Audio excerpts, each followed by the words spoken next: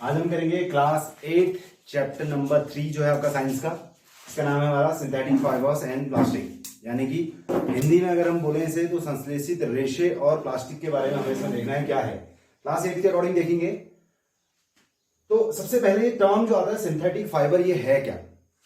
Fibre मतलब हमने पढ़ा इससे पहले, फाइबर के बारे में हम पढ़ रहे हैं, प्राकृतिक रेशा वगैरह हमने अपनी पिछली क्लास में पढ़ा है। आपका पहला चैप्टर है, इसी तीसरे नंबर में चैप्टर है। इसमें हम देखेंगे पहला आपका क्या है कि made by humans called synthetic और मैनमेड फाइबर, यानी कि जो फाइबर इंसानों द्वारा बनाया गया। अब आप बोलेंगे सर फाइबर तो हम ही बनाते हैं। देखिए जो नेचुरली नहीं अकरिंग होता है, नेचुरली मीन टू से कि जैसे आपका वुल है, ऊन है जो है आपका, वो नेचुरली होता है। आप उसे क्या करते हो, ऊन तैयार है उसे लेते हो, काते हो, अलग बात है, लेकिन रेशा तो अवेलेबल है। वैसे ही आपका कॉटन है, सिल्क है, वो सब अवेलेबल होता है नेचुरली। सिंथेटिक फाइबर्स अवेलेबल नहीं होते, केमिकलाइज्ड तरीके से बनाए गए होते हैं, केमिकल्स को आपस में रीअरेंज करके बनाया गया होता है।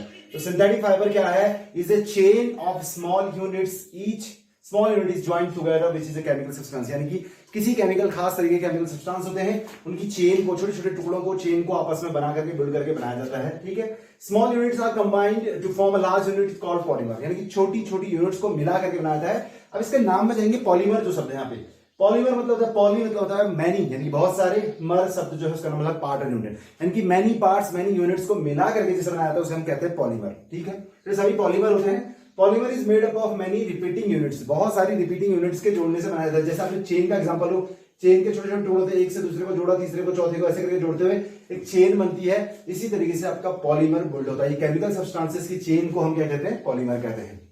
उन्हीं से बनता है हमारा सिंथेटिक फाइबर। ऐसे ही पॉलीमर नेचुरली भी अकरिंग होता है, बिल्कुल नेचुरल भी पाया जाता है। जैसे नेचुरल पॉलीमर जो है आपका वो है कॉटन। जो आपने कॉटन देखा होगा, कॉटन क्या है? सेल्यूलोज से मिलकर बना होता है। सेल्यूलोज इसका पॉलीमर का चेन है, छोटी छोटी सेल्यूलोज की चेन। सेल्यूलोज क्या होता है? ग्लूकोज जो है आपका, तो जो छोटी छोटी large number of glucose units, बहुत सारी ग्लूकोज यूनिट की चेन को मिलाकर के बनाया जाता है आपका कॉटन। तो ये भी एक प्रकार का नेचुरल पॉलीमर है। लेकिन जो ये पॉलीमर हम जिसकी बात कर रहे हैं, ये नेचुरल पॉलीमर नहीं होते, सिंथेटिक होते, बनाए जाते हैं केमिकल लैब में। तो अब हम देखते हैं types of synthetic fibre. Synthetic fibre कितने प्रकार के होते हैं? पहला सिंथेटिक फाइबर जो आपकी बुक में दिया गया है वो है रेयन। रेयन के बारे में देखते हैं। रेयन क्या चीज है? रेयन को हम आर्टिफिशियल सिल्क भी कहते हैं। आर्टिफिशियल सिल्क मतलब इसकी प्रॉपर्टी सिल्क की तरह होती है। जैसे सिल्क होता है नेचुरली, वैसा ही आपका रेयन होता है, लेकिन सिंथेटिक। सिल्क नेचुरली पाया जाता है सिल्क वॉर्म से, वैसे ही आपका रेयन बनाया जाता है। ये आर्टिफिशियल सिल्क की तरह बिहेव करता है, यानी कि जैसा सिल्क होता है कुछ उसी तरीके का दिखता है, लेकिन आर्टिफिशियल है। Obtain from chemical treatment of wood pulp. Wood pulp से बनाया जाता है। केमिकल ट्रीटमेंट क्या आता है उसका? क्या करते हैं इसको, बहुत सारे वुड पल्प को केमिकलाइज तरीके से उसको पॉलीमर, उसकी लॉन्ग चेन में कन्वर्ट करके उसको क्या बनाता है? आर्टिफिशियल सिल्क बनाता है। ठीक है, इसमें लिखा है it is mix with cotton to make bedsheet. इसको मिक्स करके बनाते हैं, कॉटन के साथ मिक्स कर दो, बेडशीट वगैरह बनाने के तैयार होता है। और वुल के साथ मिलकर इसमें कारपेट बनती है। और एक और बात आपको बता दूं, आज की डेट में नेचुरल चीजें बहुत कम देखने को मिलती है। क्यों? एक तो नेचुरल चीजें बहुत महंगी आती हैं। नेचुरल सिल्क काफी महंगा होता है इन कंपैरिजन टू, तो उसको रिप्लेस करने के लिए, आम आदमी के रीच में पहुंचाने के लिए रेयन इस तरह का आर्टिफिशियल फाइबर का इस्तेमाल करते हैं। ये आपके क्या होता है? इजीली आपको अवेलेबल हो जाएगा और प्रॉपर्टीज की सेम किसकी तरह होगी? सिल्क की तरह होगी। ठीक है, तो जो आपकी बेडशीट हो गया, कारपेट हो गया, सब इनसे बनाए जाते हैं। नेक्स्ट आपका इसमें नायलॉन, बहुत इंपॉर्टेंट है नायलॉन। नायलॉन क्या है? आपका पहला सिंथेटिक फाइबर है जो कंप्लीटली बनाया गया था, जो पूरी तरीके से सिंथेटिक है।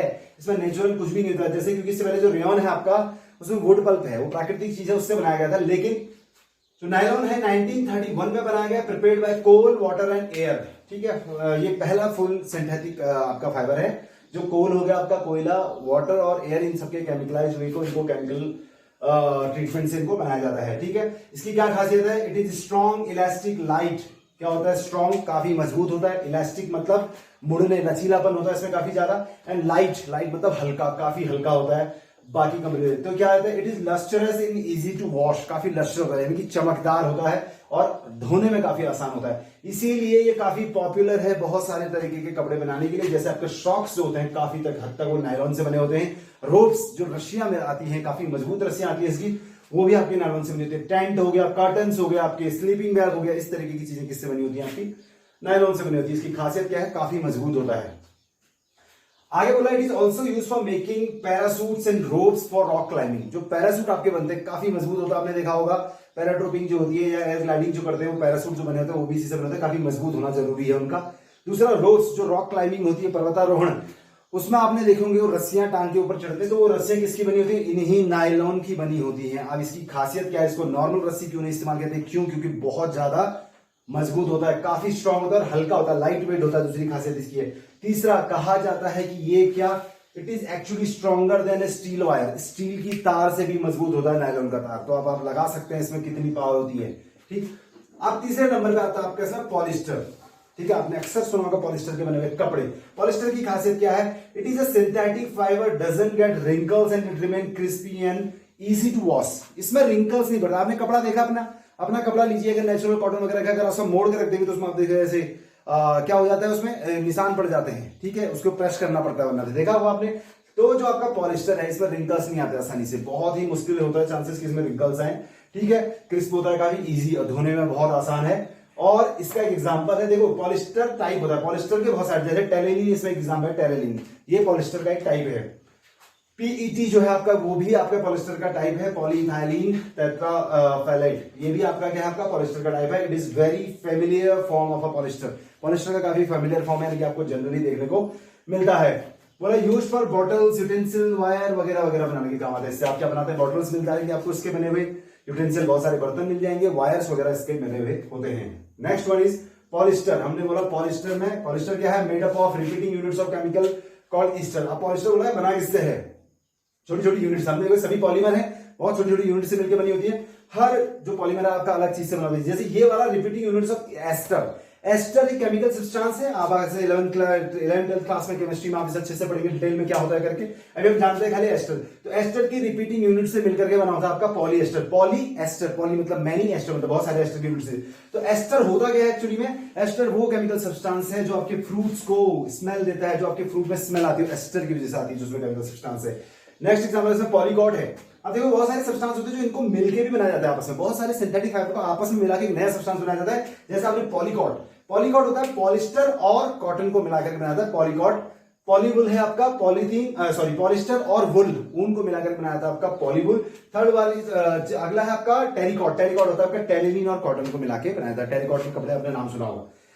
Next one is last one आपका, इसमें एक्राइलिक है। इसमें एक्राइलिक क्या होता है? एक्राइलिक जैसे आपका यहां पर आपने देखा पहला जो हमने पढ़ा था नायलॉन, ठीक है, सॉरी माफ कीजिए, रेयन। रेयन था आपका आर्टिफिशियल सिल्क, सिल्क की तरह दिखने वाली आर्टिफिशियल प्रॉपर्टी वाला। वैसे ही एक्राइलिक है आपका आर्टिफिशियल वुल, ऊन की ही तरह दिखता है, जैसा ऊन है वैसा ही ये भी होता है। ठीक है, लेकिन नेचुरल नहीं है, बनाया जाता है। It is relatively cheap and variety of colours. इसकी खासियत क्या है? ऊन से कैसा लगे? ऊन बहुत महंगा पड़ जाता है, देखिए, क्योंकि उनको रेयरिंग करना, ब्रीडिंग करना, बहुत सारी चीजें हैं उसमें। वूल कैसा आता है इसका आपका चैप्टर था, से पहले आपने पढ़ा है अच्छे से उसके बारे में। तो वूल इसको आर्टिफिशियली तैयार किया जाता है, ये उसके मुकाबले कहीं ज्यादा सस्ता होता है नेचुरल वूल के मुकाबले। दूसरा, वैरायटी ऑफ कलर, बहुत सारे कलर में आपको मिल जाएगा। ड्यूरेबल होता है, काफी लंबे समय तक चल जाता है। अफोर्डेबल होता है, सस्ता होता है, हर कोई अफोर्ड कर सकता है। एंड इसीलिए ये ज्यादा पॉपुलर है ऊन से। तो आपको अगर कहीं पर सस्ता ऊन मिल रहा है तो आप ऐसा मत सोचना कि वो नेचुरल ऊन है। हो सकता है कि वो क्या हो, आपका एक्राइलिक हो, वो नेचुरल वूल होता ही नहीं है। हम सोचते हैं बढ़िया हो गया, सस्ते में मिल गया ऊन, वो ऊन नहीं है नेचुरल, वो क्या है? एक्राइलिक है, आर्टिफिशियल है। ठीक है, इसीलिए सस्ता है। अगर बहुत ज्यादा वैरायटी ऑफ कलर्स में मिल रहा है तो समझ लो पक्का यही है। अब ये तो हो गया आपके। इसके बाद एक और नेचुरल चीज है आपके, इसमें फाइबर तो नहीं है ये, लेकिन पॉलीमर जरूर है। उसका नाम है आपका प्लास्टिक। इसको आपको इंट्रोडक्शन देने की जरूरत नहीं है, everyone knows what is plastic. हर कोई जानता है कि क्या है प्लास्टिक, क्या है इसके यूजेस। आज का जमाना, आज का वर्ड जो है, मॉडर्न वर्ड, प्लास्टिक के बिना अधूरा है। हर चीज प्लास्टिक की, लगभग हर चीज आपको प्लास्टिक की बनी हुई मिल जाएगी। बहुत ज्यादा यूज होने वाला आइटम है। किससे बनता है? Made by synthetic chemicals. ये अलग अलग प्रकार के, प्लास्टिक भी बहुत टाइप का होता है। ये भी चेन को मिलकर बना होता है। तो एक लीनियर चेन हो सकती है, लीनियर का मतलब होता है एक के बाद एक के बाद एक, जैसे में एक डब्बा, आगे उसके एक और डब्बा, फिर उसके आगे, ऐसे करके। दूसरा एक तरीके से क्रॉस लिंक्ड बना होता है, ऐसे नीचे को दूसरा ऐसे, इस तरीके से। ठीक है, एक डब्बा जैसा चेन आपस में बना देगा इस तरीके का। तो प्लास्टिक इस तरीके से बनता है, क्रॉस लिंक्ड होता है, लीनियर होता है, दोनों टाइप के। ठीक है, तो एग्जाम्पल अगर हम आगे देखते हैं, एग्जाम्पल जैसा होगा पॉलीथीन। पॉलीथीन एक एग्जाम्पल है प्लास्टिक का, is a type of plastic. Poly plus ethene, यानी कि बहुत सारे इथीन के सब्सटेंस के यूनिट को मिलाकर बनाया था पॉलीथीन। नेक्स्ट है आपके साथ थर्मोप्लास्ट। दो प्रकार का प्लास्टिक होता है, थर्मोप्लास्ट एंड थर्मोसेटिंग प्लास्टिक और थर्मोप्लास्ट। थर्मोप्लास्ट क्या चीज है? थर्मोप्लास्ट वो प्लास्टिक होता है जैसे आप हीट करो, गर्मी दो तो इजीली बेंड हो जाएगा, डिफॉर्म हो जाएगा, अपनी अवस्था से हट जाएगा, बेंड हो जाएगा हीट करने पर। एग्जांपल इसका पॉलीथीन और पीवीसी। पॉलीथीन को आपने हीट करोगे, गर्म करोगे, वापस पॉलीथीन बनेगा नहीं, वो गल जाएगा, पिघल जाएगा, अपने डिफॉर्म हो जाएगा। पीवीसी, पॉलीविनाइल क्लोराइड जो होता है, वो भी प्लास्टिक ऐसी टाइप का है जिसे हम क्या कहते हैं? थर्मोप्लास्ट। नेक्स्ट आपका थर्मोसेटिंग प्लास्टिक। थर्मोसेटिंग मतलब एक बार प्लास्टिक बन गया सो बन गया, समझ रहे हैं आप लोग। वो डिफॉर्म नहीं होता, वो सॉफ्ट नहीं होता, अगर आपसे आग भी लगाओ फिर भी वो वैसा ही रहेगा, ठीक है। उसे हम कहते हैं थर्मोसेटिंग प्लास्टिक। एग्जांपल है इसका बेकेलाइट और मेलामाइन। बहुत इंपॉर्टेंट प्लास्टिक है। कैसे? बेकेलाइट जो है आपका, आपने देखा होगा, भले आपको पता नहीं है, बेकेलाइट होता है ये बहुत ही पुअर कंडक्टर होता है हीट और इलेक्ट्रिसिटी का, यानी कि अपने से हीट और इलेक्ट्रिसिटी को पास होने ही नहीं देता। तो इसका इस्तेमाल भी कुछ इसी तरीके से करेंगे जैसे क्या करते हैं, इलेक्ट्रिकल स्विच जो आपके बने होते हैं वो बेकेलाइट के बने होते हैं, ठीक है। क्यों? क्योंकि इलेक्ट्रिसिटी का बैड कंडक्टर है, आपको करंट का झटका नहीं लगेगा। हैंडल, यानी कि किसका हैंडल?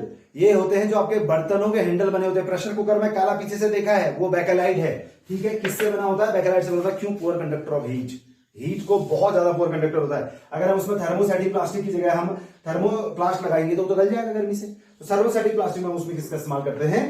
बेकेलाइट का इस्तेमाल। दूसरा हमने एग्जांपल दिया मेलामाइन। मेलामाइन तो बहुत ही ज्यादा वर्सेटाइल प्लास्टिक है, थर्मोसेटिक प्लास्टिक है, इसको बहुत ज्यादा यूज किया जाता है। और इसकी खासियत क्या है? ये हीट रेसिस्टेंट तो होता है, फायर रेसिस्ट होता है, इसमें आग ही नहीं लगती है बिल्कुल भी। तो इससे इस तरीके मटेरियल बनाते हैं। तो जो फायर ब्रिगेड वाले जो बंदे होते हैं, आपने देखे होंगे, जो लोग होते हैं, उनके जो कपड़े बने होते हैं वो मेलामाइन के बने होते हैं। दूसरा उनमें क्या होता है, ये क्या होता है, फ्लोर के जो टाइल बने होते हैं, कई टाइल में मिक्स किया जाता है मेलामाइन, ठीक है। किचन में बहुत सारी चीजें यूज होने वाली मेलामाइन की बनी। तो कोई भी फायर रेसिस्टेंट चीज अगर बनानी है तो मेलामाइन की बनती है। आगे हम इसमें देखते हैं, आप प्लास्टिक के बारे में तो हो गया। अब प्लास्टिक की जहां तक बात आई है तो ये तो आप सभी को पता है प्लास्टिक कितना यूज होता है, लेकिन इसके साथ साथ एक और चीज, फायदे हैं तो नुकसान भी है। प्लास्टिक आपको जितना फायदा पहुंचाता है उतना है ज्यादा नुकसान। ये नेचर के लिए बहुत ज्यादा हार्मफुल है। क्यों है? अब हम देखते हैं। देखिए, कोई भी मटेरियल होता है, दो प्रकार के होते हैं, नेचुरल मटेरियल या फिर सिंथेटिक। एक होता है डीकंपोजेबल, एक होता है नॉन डीकंपोजेबल। जो डीकंपोज होता है नहीं होता। डीकंपोज मतलब क्या है? जिसके टुकड़े हो गए वापस मिट्टी में मिल जाना, जैसे हम कहते हैं। तो material which is decomposed by the natural process by the action of bacteria is called biodegradable, ठीक है।